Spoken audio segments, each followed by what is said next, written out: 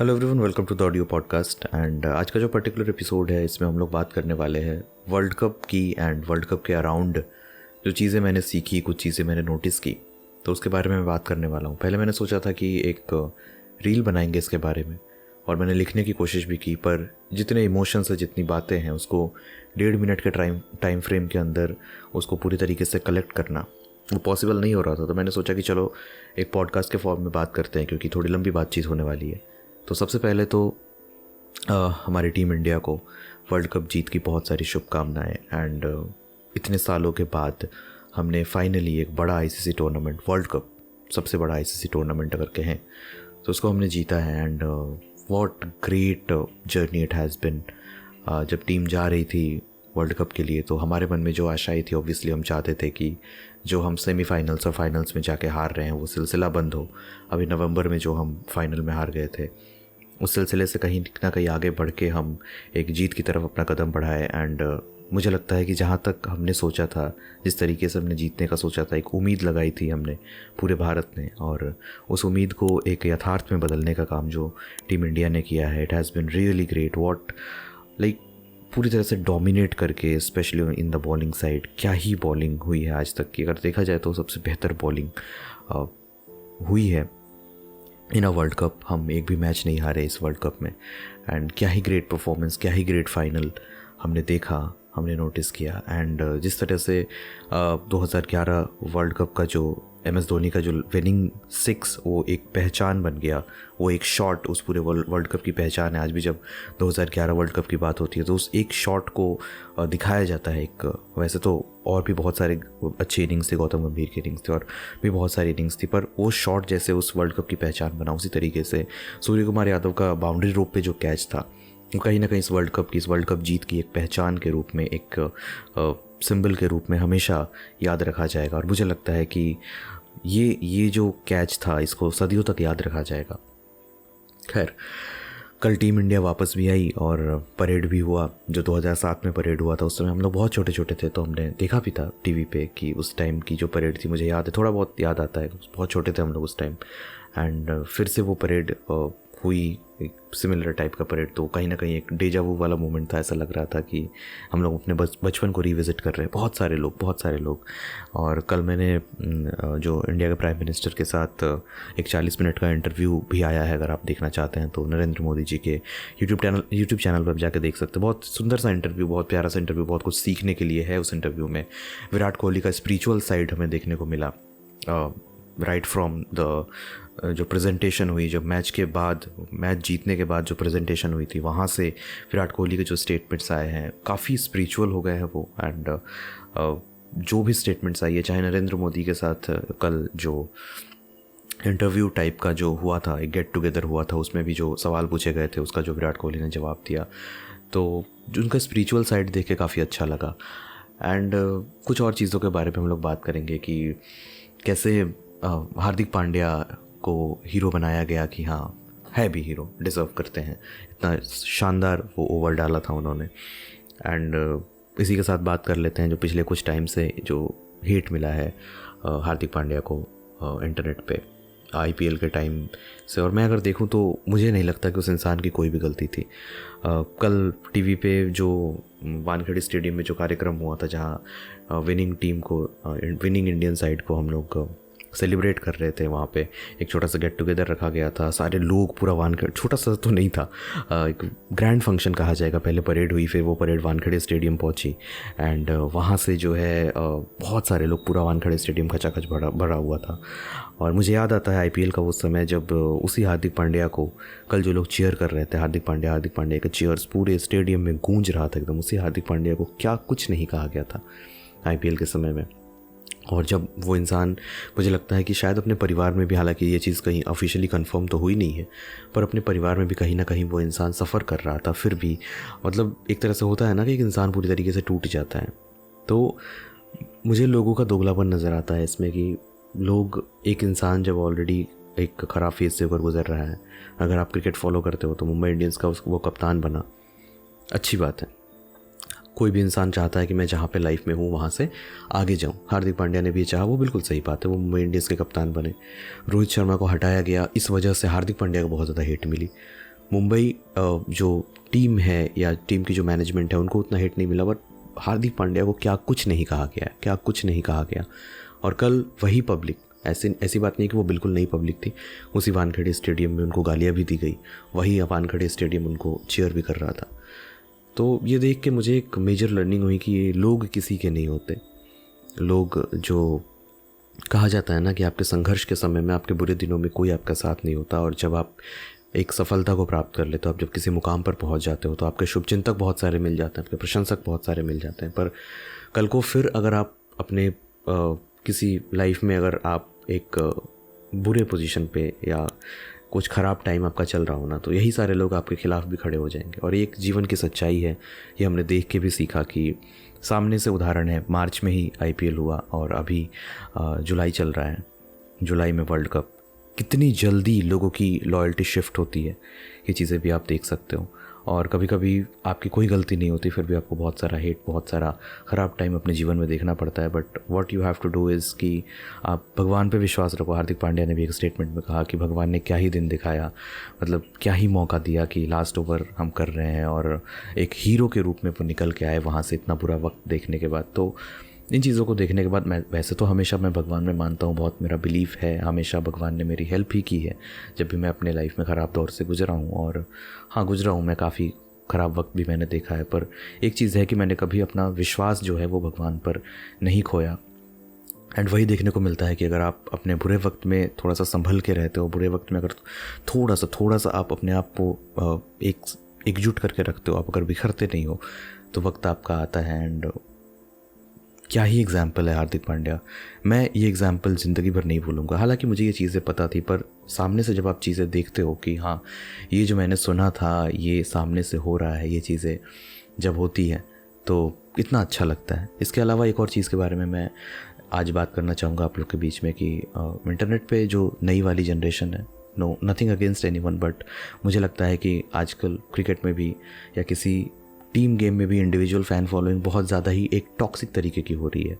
और इंटरनेट पे मैं देखता हूँ कि जो इंटरनेट की पब्लिक है वो आम जीवन में इतनी टॉक्सिक नहीं है, पर जैसे ही वो इंटरनेट पे पहुँचती है, जब कमेंट सेक्शन में पहुँचती है, पता नहीं उनको क्या हो जाता है, कौन सा भूत चढ़ जाता है कि दे सडनली बिकम टॉक्सिक।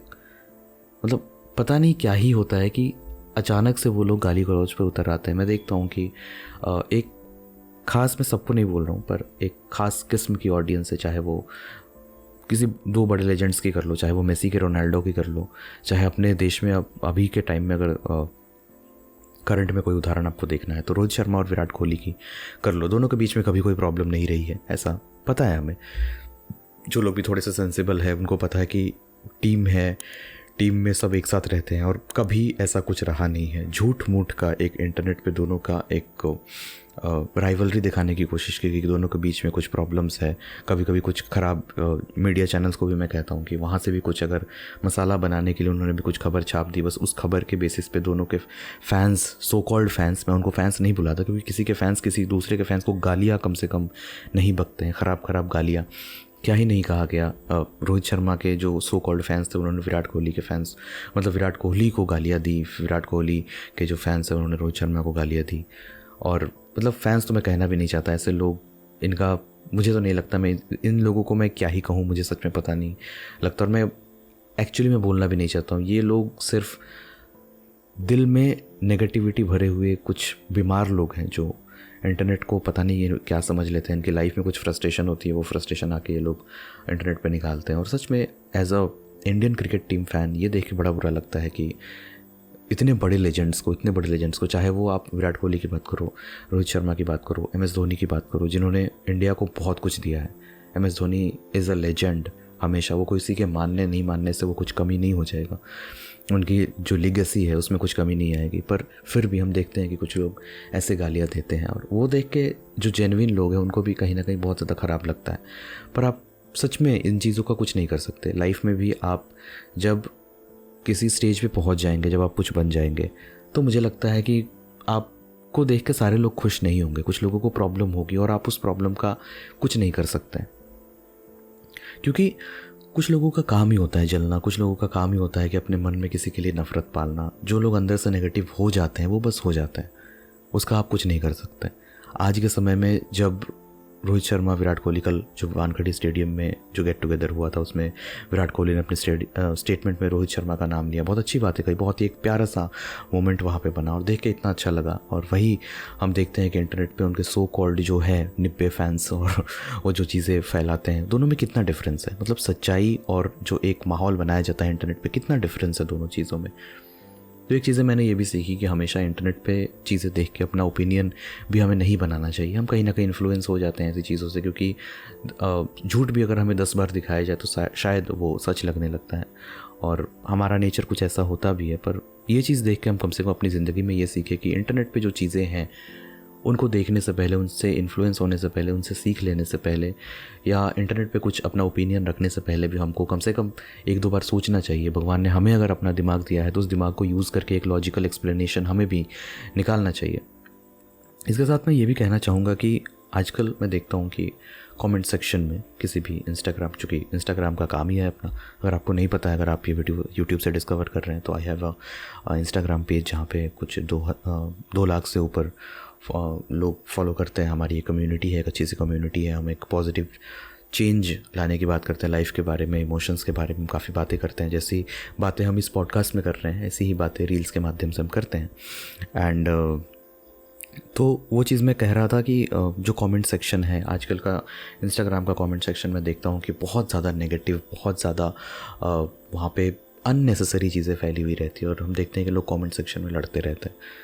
तो जितने लोग भी इस वीडियो को एटलीस्ट देख रहे हैं, जितने लोग भी मुझे सुन रहे हैं, मैं उनसे कम से कम एक रिक्वेस्ट ये करना चाहूँगा कि यार बैठ के मक्खी मच्छर मार लो चींटियाँ जो तुम्हारे घर में घूम रही है उनको गिन लो, पर किसी रैंडम वीडियो के कमेंट सेक्शन में जाके किसी से झगड़ा करना, किसी से लड़ाई करना, किसी की 2 बातें सुनना और किसी को 2 बातें कहना, ये दुनिया का सबसे बड़ा टाइम वेस्ट है आज के समय में। इससे बड़ा टाइम वेस्ट कुछ नहीं हो सकता है, क्योंकि आप वहाँ पे जाओगे, आप 2 बातें कहोगे, उससे भी आपका दिमाग ख़राब होगा। कोई आपको 2 बातें कहेगा, उससे भी आपका दिमाग ख़राब होगा। और ये अननेसेसरी चीज़ें हैं। रियल लाइफ में कोई आके आपको 4 बातें कहता है, वो आपके सामने है, कुछ बातें कह रहा है, तो वो एक बार के लिए समझ में आता है। वहाँ पे आपका जो रिएक्शन होगा, उसके कॉन्सिक्वेंसेस उसको भी होंगे, उसके कॉन्सिक्वेंसेस आपको भी होंगे, और वो किसी मैटर पे होगा, किसी एक ठोस वजह से वो चीज़ें होंगी। इंटरनेट पे जाके किसी भी कमेंट सेक्शन में किसी को ऑफेंड करना या किसी के द्वारा खुद को ऑफेंड करवाना, ये दोनों आपकी मेंटल हेल्थ के लिए कहीं भी सही नहीं है। इंटरनेट इज़ अ प्लेस जिसको ना अच्छे तरीके से आपको यूज़ करना चाहिए आज के समय में, ये कहता हूँ। क्योंकि आज के समय में अगर मैं देखूँ तो जो हमारा यंग जनरेशन है, या यंग की क्यों बात करें, जो भी जनरेशन है, हमारे मम्मी पापा भी आजकल बहुत ज़्यादा फ़ोन यूज़ करते हैं, विच इज़ अ ट्रुथ। तो उनको भी आपको कहना चाहिए कि जो चीज़ें आप इंटरनेट पे देखते हो, हर चीज़ सच नहीं होती, हर चीज़ के पीछे एक एजेंडा होता है। सबका कुछ एक पॉइंट ऑफ व्यू होता है, एक एजेंडा होता है, कुछ एक ख़ास भावना से लोग प्रेरित हुए रहते हैं। तो क्यों इन चीज़ों को कंज्यूम करना। जो भी आप देखते हैं देखिए, जो चीज़ों में इंटरेस्ट आपको नहीं आता है, अगर वैसी वीडियोस आपको रिकमेंड हो रही है तो उसको नॉट इंटरेस्टेड करके आगे बढ़िए। क्योंकि एंड ऑफ द डे मैं हमेशा कहता हूँ कि आपकी मेंटल हेल्थ बहुत ज़्यादा इंपॉर्टेंट है। झूठ मूठ का आपका जो एनर्जी है वो इन चीज़ों में आप वेस्ट मत करो, जिन चीज़ों से कोई लेना देना नहीं है, कोई उससे मतलब नहीं है। झूठ मूठ का एक वीडियो देख के आप जब रील्स स्क्रॉल करते हो, जब यूट्यूब पे शॉर्ट्स स्क्रॉल करते हो, तो वो सारी वीडियो देख के आपके दिमाग पर एक प्रभाव पड़ता है। आपको विश्वास ना हो तो आप एक दिन बस ऐसे सुबह उठो और 1 घंटे आप बस रील्स स्क्रॉल करो। 1 घंटे के बाद आपका दिमाग आपको भारी लगने लगेगा, ऐसा लगेगा कि आपने कोई बहुत ज़्यादा मेंटल वर्क किया है। तो वो एक्चुअली आपकी एनर्जी कंज्यूम करता है, और हर तरीके की वीडियो अलग अलग एनर्जी आपकी कंज्यूम करता है। अगर आप बार बार नेगेटिव वीडियो देखोगे तो वो कहीं ना कहीं आपके जितने इमोशंस है उसको ट्रिगर करेगा। तो खाली फालतू का बेकार की चीज़ें देखना इंटरनेट पे मुझे नहीं लगता कि सही है। इंटरनेट मैं भी यूज़ करता हूँ, पढ़ाई में भी काफ़ी मेरी यूज़ होती है इंटरनेट। एंड उसके अलावा जो मैं कभी कभी लिखता हूँ, लिखने में भी बहुत सारी चीज़ें इंटरनेट पे है, अच्छी चीज़ें हैं, प्रोडक्टिव चीज़ें हैं, जिसको करके आप अपनी जीवन को और बेहतर बना सकते हो, अपनी स्किल्स डेवलप कर सकते हो। तो आई वुड से कि ऐसी चीज़ों को प्रमोट करना चाहिए, ऐसी चीज़ों से हमें भी इंस्पिरेशन लेना चाहिए। अगर इंटरनेट डिवाइस और जो भी गैजेट्स हैं आपके पास, चाहे वो आपका फ़ोन हो गया, चाहे वो आपका लैपटॉप हो गया, आईपैड हो गया, इन चीज़ों को आप एंटरटेनमेंट के लिए यूज़ करो, और मोस्ट ऑफ द टाइम इसको आप प्रोडक्टिविटी के लिए यूज़ करो, यानी कि कुछ अच्छी चीज़ें सीखने के लिए आपको इसको यूज़ करना चाहिए। एंटरटेनमेंट के लिए भी ठीक है, पर कम से कम इन चीज़ों को ऐसी घटिया चीज़ों को, मतलब ऐसी घटिया चीज़ों के लिए इसको यूज़ ना करें। क्योंकि आजकल इंटरनेट पे काफ़ी ये चीज़ें देख रहे हैं, हर कमेंट सेक्शन में जाओगे वहाँ पे नेगेटिव चीज़ें रहेंगी, इंटरनेट पे कुछ रैंडम वीडियोस चलती रहेंगे और इसको कंज्यूम कर करके हम अपना दिमाग भी ख़राब करते रहते हैं। तो इन सारी घटनाओं को बताने का मेरा उद्देश्य बस ये था कि ज़्यादा लोगों के बारे में नहीं सोचना है। लोगों के ओपिनियंस चेंज हो जाते हैं, दुनिया बदल जाती है, एक दोगलापन है हमारे समाज में, आप उसका कुछ कर नहीं सकते। तो जो चीज़ें अभी दिखी वैसा हमारे समाज में भी होता है। जब आप करियर में सक्सेसफुल हो जाते हो तो सब कहते हैं कि हाँ आपने बहुत मेहनत करी थी। अगर आप बहुत मेहनत करते भी हो और अगर आपको सक्सेस नहीं मिलती है, रिजल्ट्स नहीं मिलते, तो वही लोग कहेंगे कि शायद आपने कहीं का। तो लोगों की बातों पे बहुत ज़्यादा ध्यान देना भी नहीं चाहिए। तो बस आज की इस वीडियो में मुझे यही सारी बातें कहनी थी। वैसे कहने के लिए और भी बातें हैं पर अभी के लिए इतना ही रखते हैं। एंड आई होप कि आपको ये सब सुन के कुछ ना कुछ सीखने को मिला होगा। अगर आपको सीखने को मिला है तो ये वीडियो आप कुछ लोगों तक, अगर आपको लगा कि इस वीडियो में कुछ वैल्यू है तो आप इसको दूसरे लोगों तक शेयर कर सकते हैं। अच्छी लगी लाइक कर सकते हैं, ख़राब वीडियो लगी तो डिसलाइक कर सकते हैं, और अगर चैनल को सब्सक्राइब नहीं किया तो सब्सक्राइब कर सकते हैं। एंड मैं प्रॉमिस तो नहीं करूँगा कि अगली पॉडकास्ट कब आएगी, पर अगर कुछ अच्छा टॉपिक ऐसा कहने को मिला जो मुझे लगता है कि आप लोगों से शेयर करना ज़रूरी है, तो ज़रूर हम लोग और वीडियोस लाने की कोशिश करेंगे। तब तक बने रहिए। इंस्टाग्राम पे अगर फॉलो नहीं किया है तो फॉलो कर लीजिए, जो लिंक है वो आपको डिस्क्रिप्शन में मिल जाएगा। अपना ख्याल रखिए, अपने मेंटल हेल्थ का ख्याल रखिए, अपने घर वालों का ख्याल रखिए, आसपास साफ़ सफाई रखिए। हम लोग आपसे मिलते रहेंगे। हम लोग नहीं, मैं आपसे मिलता रहूँगा इंस्टाग्राम पे और यूट्यूब पे वीडियोज़ के माध्यम से। Thank you so much. Take care, bye bye.